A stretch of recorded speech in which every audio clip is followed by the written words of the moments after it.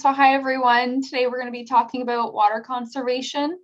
I am from the city of St. Catharines, but most of this information is extremely general.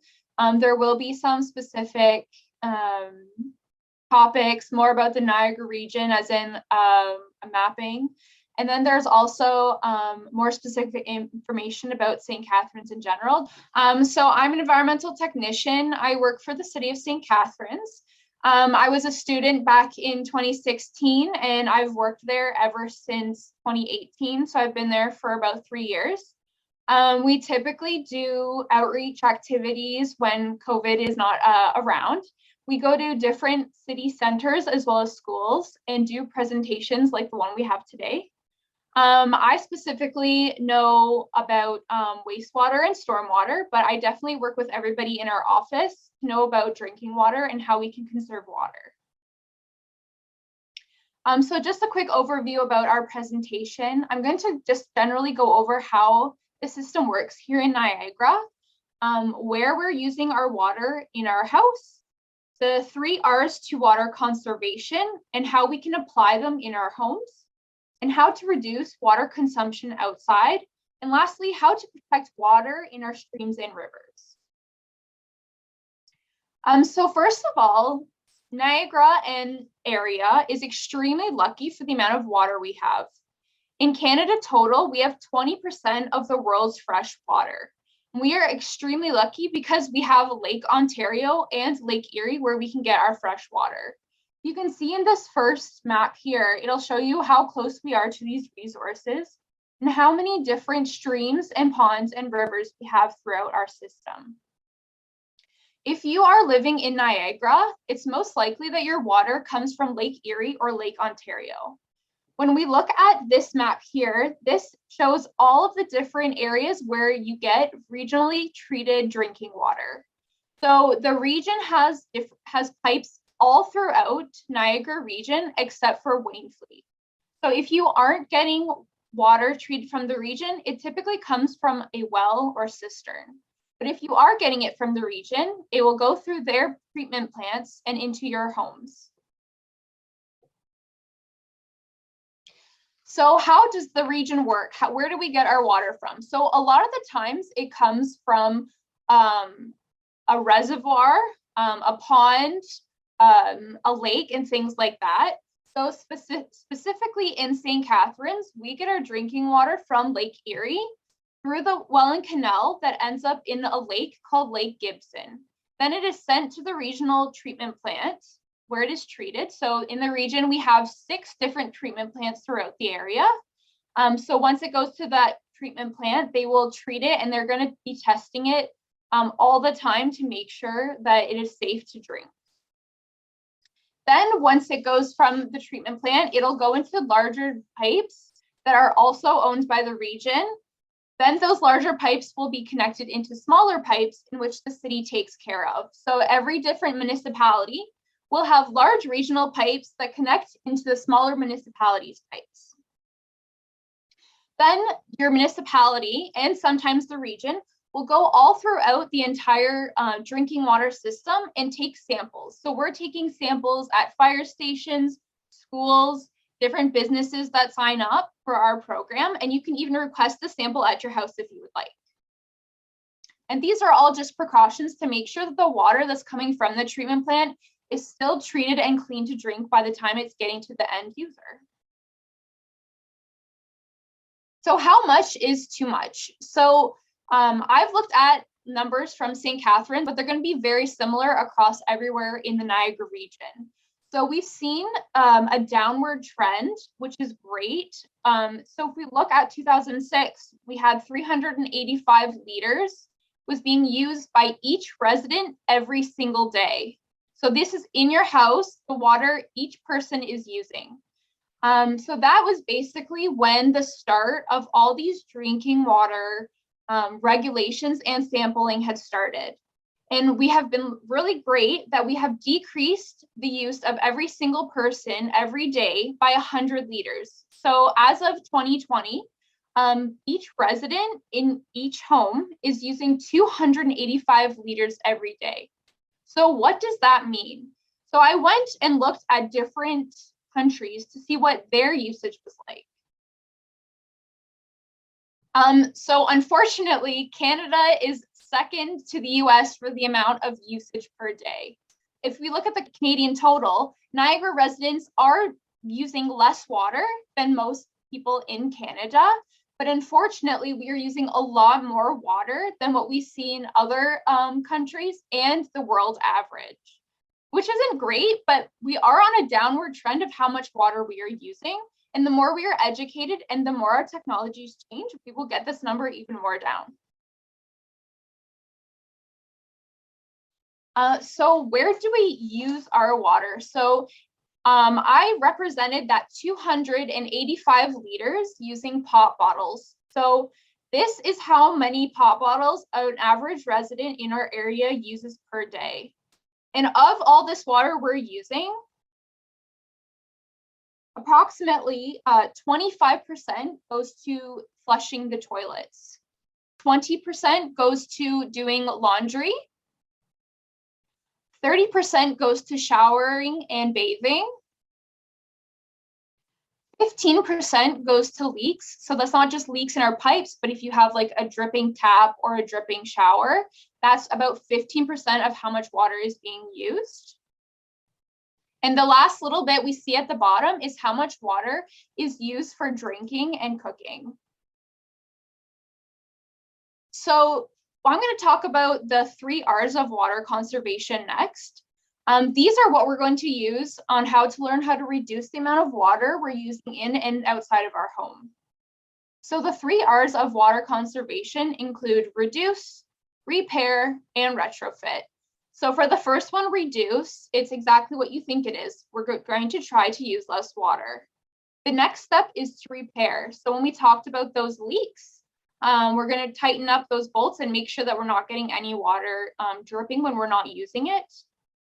And 3 is retrofit. So we're either going to change the way our devices work or replace them with more efficient ones. So what are some tips we can do to reduce our water consumption in the kitchen? So I have a few examples here. So the first example I have is using water bottles. So I know a lot of people like to use pre-treated water they buy from the store, but I would suggest using tap water. So a glass or 500 milliliters of tap water, the same amount you would get in a regular standard water bottle, 1/10 of a cent compared to a water bottle. Water bottles we can see anywhere from 25 cents. I saw one at Costco for that much, up to $4 at a sports game. Drinking water in this area is completely safe. It's extremely regulated, one of the most regulated waters in the world. Another thing about tap water is that because of all these regulations, we are constantly testing it. Whereas when you're getting something from a water bottle, it can A, be right from a municipal source, so from someone else's tap, or B, it can be from a spring, which isn't as regulated. Our tap water is under the drinking regulations, which is extremely more strict when it comes to things like testing. The next thing I'm going to talk about is doing dishes. So typically when doing dishes, a lot of the times we're getting larger and larger sinks. So instead of completely filling up our sink or rinsing our dishes every time we have soap on them, we can use smaller buckets. So either half filling your sink or using a smaller bucket will help reduce the water that you're actually using in your sink. And then if you are going to be having to rinse off your glasses and things like that, a bucket would work a lot more than having to turn on your tap every single time. And then lastly, we have the dishwasher. So unless you're going to be completely filling your dishwasher full, it's actually better to wash the dishes by hand. So if you look at the comparison between washing dishes by hand and a full dishwasher, the amount of water we're using is pretty much the same. The only benefit to the dishwasher is when it's completely full. So if you aren't able to fill your dishwasher completely, you should probably hand wash as well. in the bathroom. So the first thing I'm going to be looking at is our toilets. So here I have a picture of an older type toilet.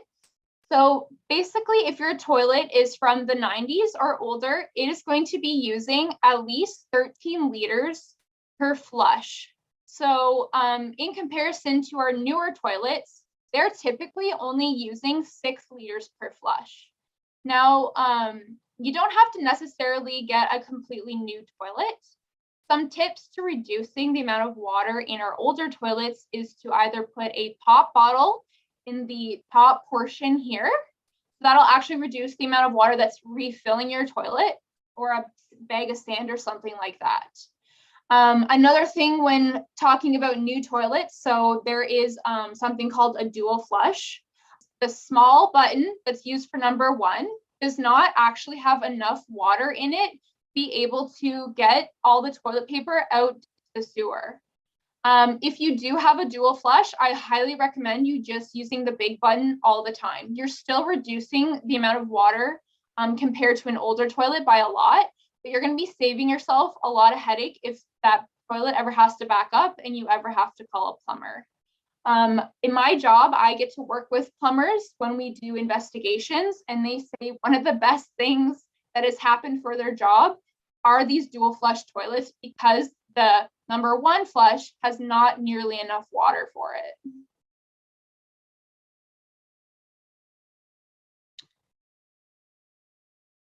The next thing is just to turn off your tap if you're not using it. So whether you're brushing your teeth, washing your face, or cleaning the bathroom, just turn off your tap. It's very easy. And lastly is showers. So there's a huge debate between showers and taking a bath. And what they have found, even when if your shower has like a very good high pressure aeration on it, or high efficiency shower, if your shower is between 7 and 8 minutes, it is better to take a bath. So if your shower is over that amount of time, it's better for you to actually take a bath. You'll be using less water.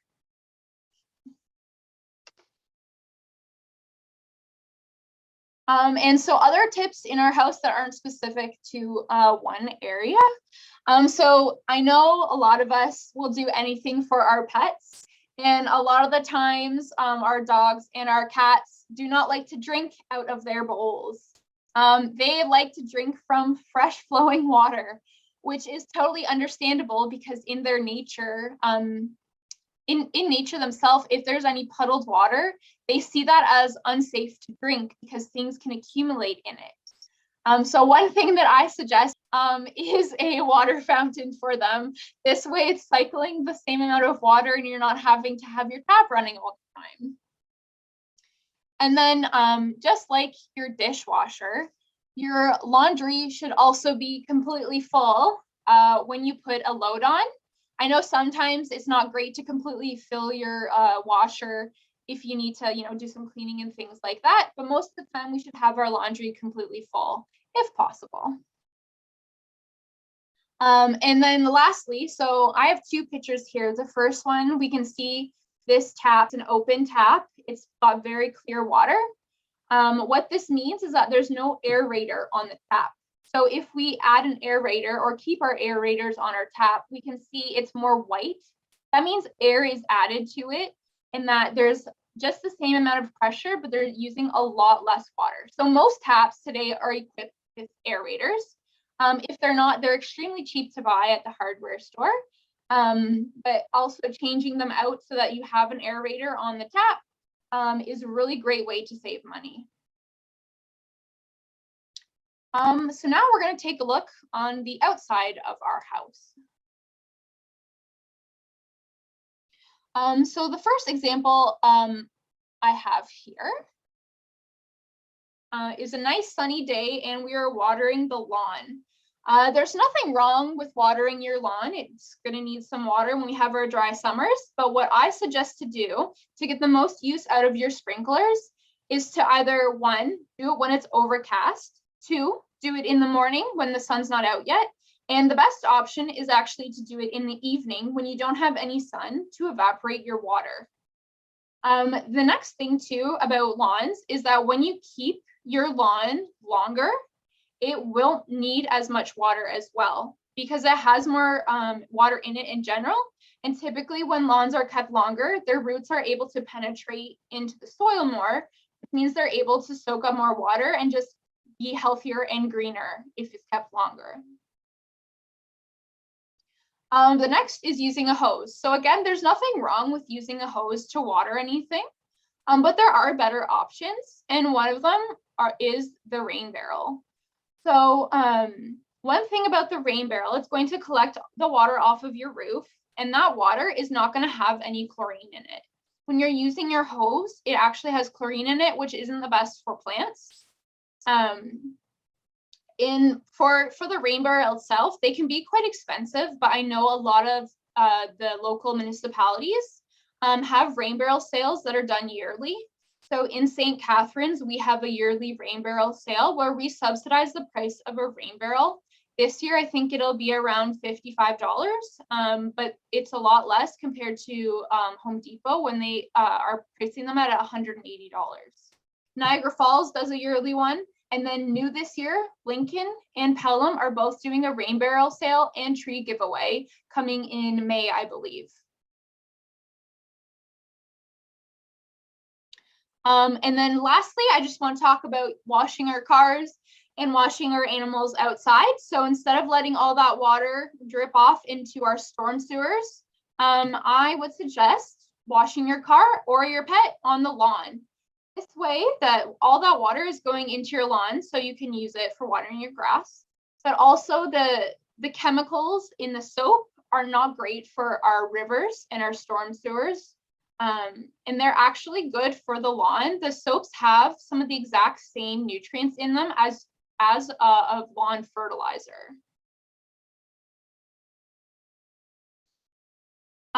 So one thing I wanted to talk about is our storm sewers and where our water goes after we've used it outside.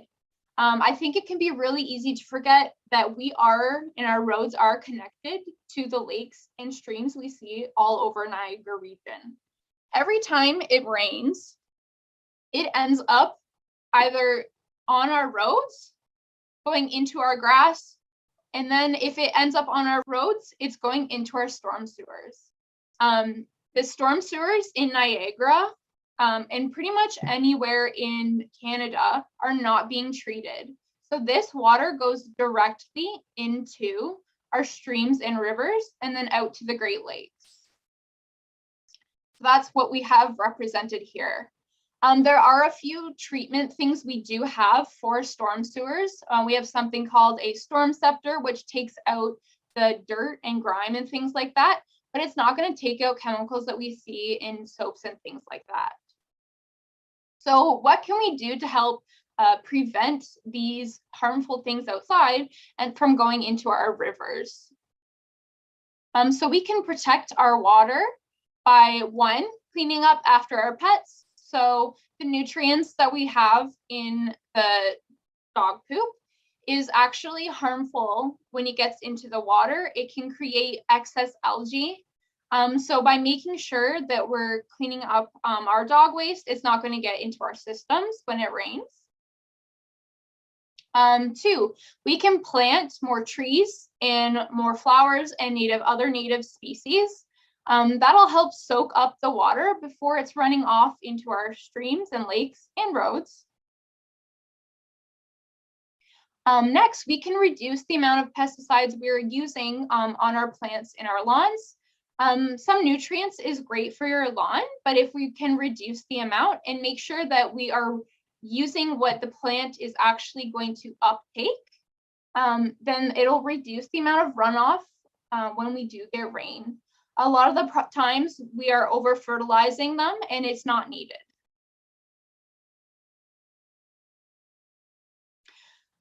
Next, so when we go out and we like to feed the ducks, we have to make sure that we are feeding them things that are good for their bellies. A lot of the times, if we are feeding them things like bread, it upsets their stomach and causes them to poop. And that poop is not good for any kind of area. It's not nice to walk in and it's not great for the lakes. Ducks like to eat things like cracked corn, halved grapes, and lettuce. They love that stuff. So if we can just switch how we're feeding them or not feed them at all, it's really going to help what's going into our waterways. Next, so this is a picture I have of a pool. So if we are draining our pools, we are making sure to wait at least 3 days to let all of the chlorine evaporate from the pool before we put it into our storm sewers. The chlorine can obviously cause negative effects to the different species. So if we just wait a few days, that chlorine should be able to dissipate on its own. And then lastly, like we already talked about, try washing your car either on your lawn or at a car wash. Same goes for pets and anything you want to wash outdoors. And that's all I have for my tips on how to conserve water.